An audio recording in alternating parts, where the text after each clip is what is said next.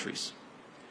Now, I want to close with one last story, or maybe a couple of stories. So, you know, my son Ewan is 7 years old. He's our firstborn son. And yesterday, after we had dinner at the Prime Minister's house, the food was so good and the Prime Minister was so kind to our 3 children that Ewan came up to me afterwards and he said, "Dad, you know, I think maybe I could live in India." But I think after about 90 minutes in the Jaipur sun today at the Great Palace, he suggested that maybe we should move to England. So you take the good with the bad here.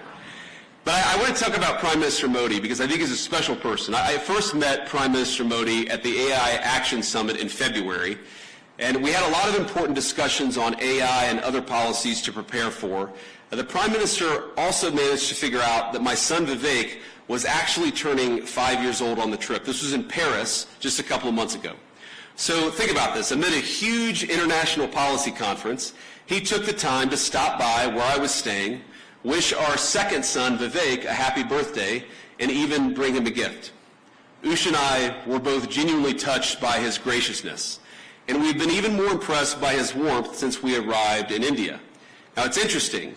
Some of you may know that when you're a politician, your kids spend almost as much time in the limelight as you do, and the great things about kids is they are brutally honest. They're brutally honest with everybody, whether you want them to be or not. And our 7-year-old, our 5-year-old, and our 3-year-old baby girl, Mirabelle, it's interesting. They've only really attached themselves to, they've only really liked, I should say, they've only really built a rapport with 2 world leaders. The first, of course, is President Trump. He just has a certain energy about him. But Prime Minister Modi, it's the exact same thing. Our kids just like him.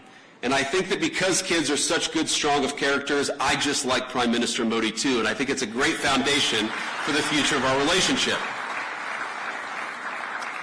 I could tell when Prime Minister Modi came over a couple of months ago, and I believe today that he is a serious leader who has thought deeply about India's future prosperity and security, not just for the rest of his time in office,